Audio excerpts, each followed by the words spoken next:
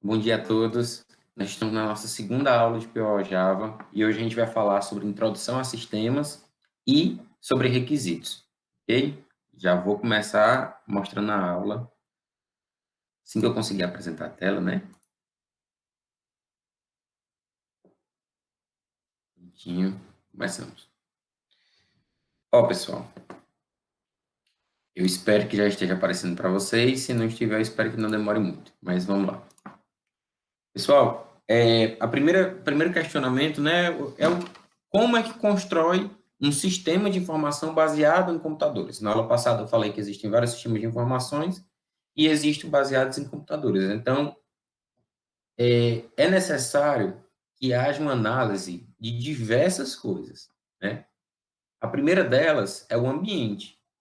Como assim o ambiente? O ambiente que o sistema vai estar instalado. Esse sistema é um sistema online. Esse sistema é um sistema que deve ser colocado apenas em um computador ou em um aparelho celular? Esse tipo de questionamento muda completamente o sistema, né? Já pensou, imagine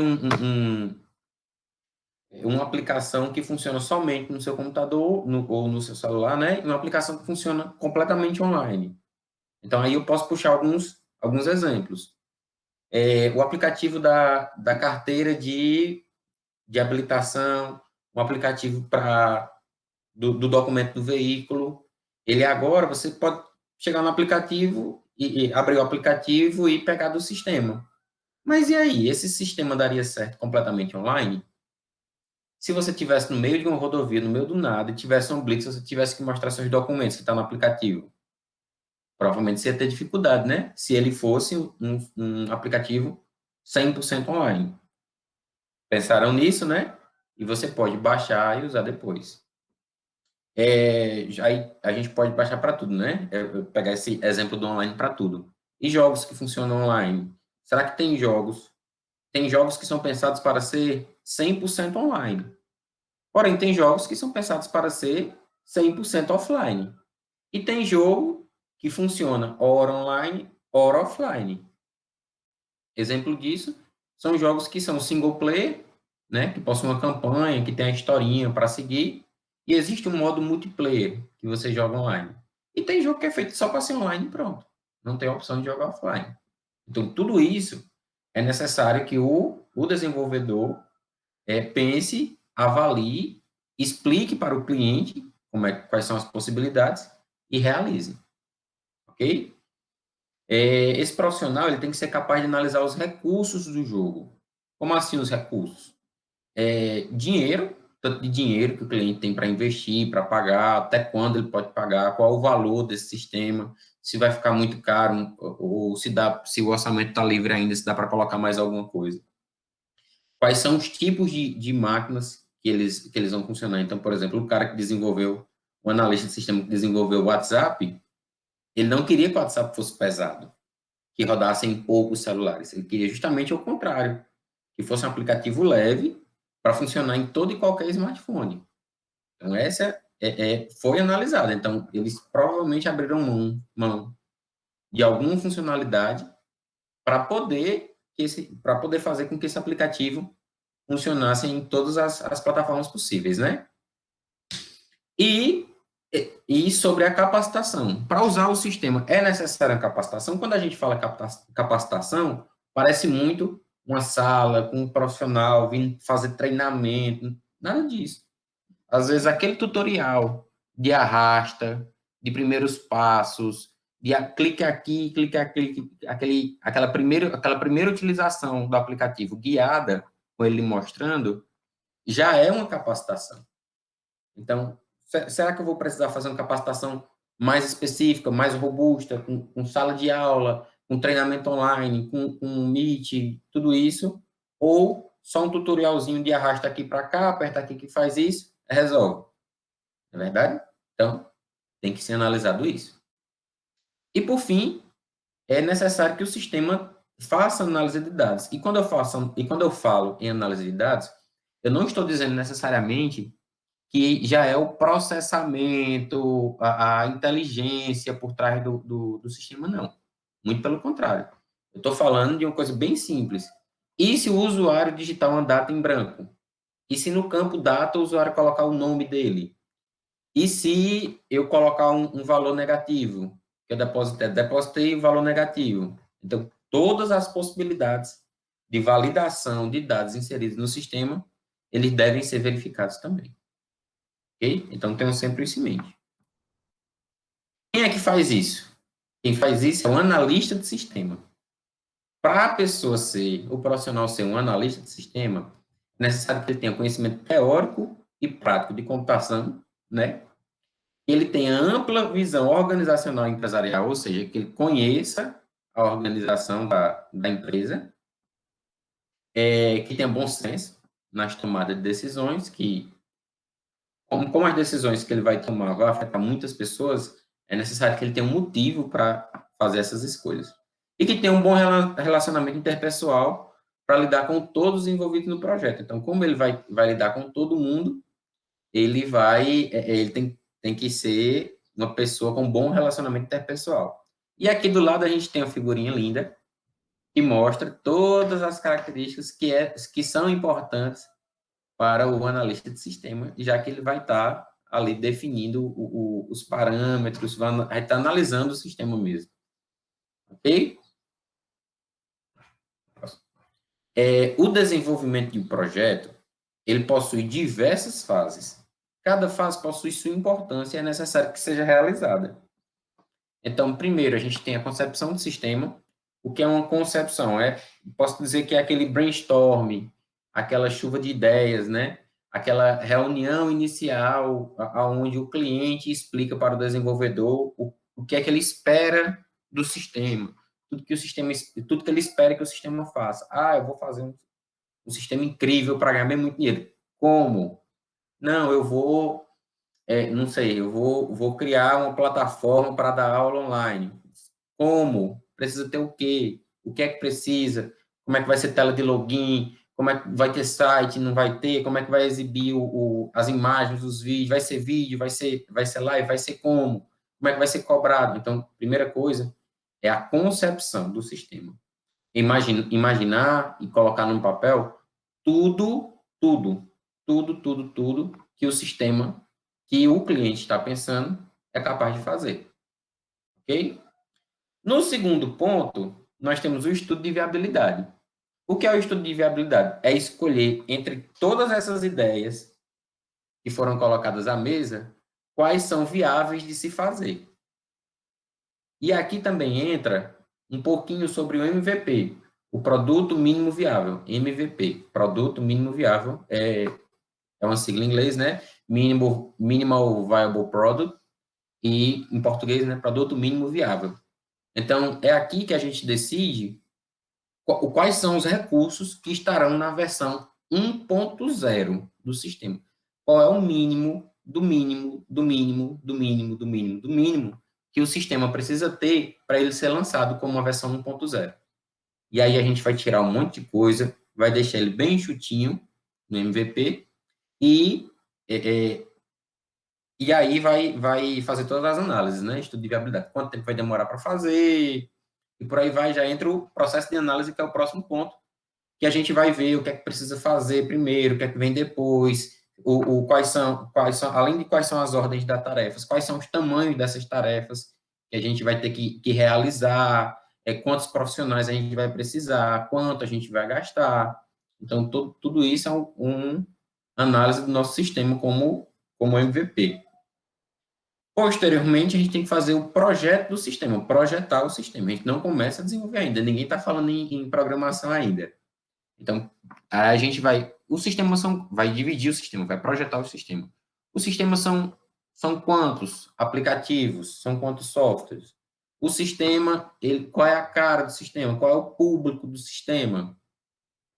Em seguida, finalmente, a gente faz o processo detalhado, que é o que a gente vai aprender mais nessa disciplina. A gente vai fazer o diagrama UML, a gente vai dizer quem é que faz o quê, as atribuições, por aí vai. Depois, a implementação, ou seja, o desenvolvimento do sistema, a digitação de código mesmo. E, por fim, a implantação e manutenção do código. Então, a implantação é instalar ou colocar o aplicativo na loja de aplicativos, ou colocar um instaladorzinho para as pessoas baixarem e instalarem. E, por fim, a manutenção, né, que é aquela correção de bugs, aquelas atualizaçõezinhas que rolam em aplicativozinho que tem que ficar tendo a manutenção. E essa manutenção é praticamente infinita, né, porque à medida que você acaba com os erros que tiveram na versão 1.0, você está lançando a 2.0, né? Quando você lançar 2.0, aí vai encher de bug de novo, aí você vai de novo. Ok? Para o levantamento de requisitos, então, para a construção do sistema, você tem que saber quais são os requisitos. O que são os requisitos? Requisitos são uma lista de coisas que o sistema tem que ser capaz de fazer, né? Para o levantamento de requisitos, existem diversas técnicas que o analista de sistema utiliza para conseguir anotar de um por um que são os requisitos. Porque quando o desenvolvedor, o analista de sistema vai conversar com o cliente, geralmente esse cliente é uma pessoa que nunca teve contato com programação na vida. É o normal. Então, ele não entende a maioria desses termos técnicos que estamos falando agora. Então, a gente tem que entender o máximo possível a visão dele do sistema, o que é que ele espera receber do sistema. E como é que a gente consegue isso? A gente pode fazer entrevistas, então, não só com o cliente, mas com funcionários dele, da empresa, usuários do sistema, possíveis usuários do sistema. A gente pode fazer pesquisa para avaliar quais são as soluções de sistemas concorrentes, o que é que tem, o que é que não tem. A gente pode fazer questionários no Google Forms ou na mão mesmo. A gente pode fazer reuniões com as equipes que vão utilizar o sistema. E a gente pode olhar, observações é olhar mesmo, olhar as pessoas fazendo no dia a dia, para depois a gente inferir os requisitos para o sistema de informação. Então, tudo isso é possível. Então, por exemplo, no Banco do Brasil, quando foi para criarem o caixa eletrônico, não tinha caixas eletrônicos, só tinha os caixas pessoais. Muitos contrataram as empresas para desenvolver o sistema e as empresas fizeram tudo isso, entrevista, pesquisa, questionário, não sei o quê. Porém, os funcionários do Banco do Brasil, eles estavam muito receosos em dar as informações, porque na perspectiva deles, eles seriam demitidos e seria contratado um computador para ficar no lugar dele. E, obviamente, eles não gostaram disso, né? Não se sentiram à vontade. Por conta disso, eles se recusaram a responder perguntas, a entrevistas, questionários. Todos eles se recusaram. Eles dificultaram o processo. O que foi que as empresas fizeram para conseguir desenvolver o sistema que é utilizado hoje no Banco do Brasil? Eles colocaram desenvolvedores analistas de sistemas, analistas de requisitos, com os braços cruzados, atrás de um caixa do Banco do Brasil. Um caixa, quando eu digo caixa, eu estou falando caixa pessoal, uma pessoa que ficava recebendo dinheiro, contando, dando baixo, prestando atenção no que a galera estava fazendo, para poder fazer um sistema igual. Então, assim, existem várias abordagens, né? Eu só estou falando essa que foi bem marcante, bem icônica. Então, a gente vai fazer os requisitos, vai levantar os requisitos, tudo que o sistema precisa. Só que existem diferentes tipos de requisitos, ok? O primeiro deles, e os mais importantes, por assim dizer, são os requisitos funcionais. Os requisitos funcionais são aqueles requisitos que o sistema tem que ter, tem que funcionar. Se não tiver nenhum desses, aliás, se algum desses não estiver funcionando, quer dizer que o sistema não funciona, ok? Então, os requisitos funcionais. Então, o software, que são exemplos de requisitos funcionais. O software deverá calcular a média de notas dos alunos. Então, se isso é um requisito funcional, é primordial, é essencial que o sistema consiga fazer isso. O sistema deverá enviar a cada semestre um e-mail para os pais com o boletim de seus filhos em anexo. O software deverá emitir relatório de compras quinzenalmente. O software deverá alertar o chefe do restaurante quando o estoque estiver abaixo do estabelecido. Esses requisitos são requisitos funcionais, são requisitos que tem que ter, que se eles não tiverem, o sistema não funciona, ok? Também temos os requisitos não funcionais, que são aqueles requisitos que eu posso dizer como se aqueles outros se os funcionais eu posso considerar obrigatórios, os não funcionais eu posso colocar como desejáveis. É muito interessante que o acesso às funcionalidades de gestão devem ser restritos aos diretores da empresa. Vai diminuir alguma funcionalidade? Não. Ou aumentar? Não. Mas essa restrição por diretores da empresa é muito importante. Ok? Se o tempo de resposta ultrapassar 30 segundos, redirecionar para a página de erro. O software deverá ser desenvolvido para o sistema operacional Linux. O prazo de entrega do sistema ao cliente deve ser de 2 anos. Então, assim, são requisitos que eu posso dizer como desejáveis. É muito importante que tenham esses requisitos que o cliente pediu, mas não é obrigatório. Assim, quando eu falo obrigatório, parece que eu posso entregar sem eles, mas não é isso. Eu tenho que colocar eles no meu sistema para entregar. Só que primeiro eu desenvolvo os funcionais. Os não funcionais, ele não é uma função do sistema em si, é mais uma função organizacional para que fique bem organizadinho o nosso sistema. Eu espero ter sido claro. Qualquer coisa na aula de dúvida, eu consigo falar novamente sobre isso. Ok? Nós também temos requisitos dos usuários. Então, a gente pode dizer que eu vou querer um gerente de usuários, eu vou ter usuários finais de sistema, engenheiros para identificar quais são as necessidades dos clientes. Eu vou querer gerente de fornecedor. Então, assim, eu posso ter requisitos que são requisitos voltados para o usuário e requisitos voltados para o sistema. E tá. Desculpa, me perdi um pouquinho. Eu posso ter requisitos voltados para o sistema. Então, como é que vai ser dividido? Quais são os usuários que vão utilizar? Quais são os perfis de acesso? Quem é que vai organizar isso? Quem é que desenvolve isso? E quem é que vê qual parte do sistema? E, por fim, nós temos os requisitos de software, né? Qual a versão de Android que vai funcionar? Ou a versão de Windows que vai funcionar? Quais são os bancos de dados que vai utilizar? Quantos usuários aguenta simultaneamente? Então, tudo isso, todos esses requisitos do sistema, eles são organizados, eles são analisados pelo analista de sistema. Existem várias formas de você organizar isso.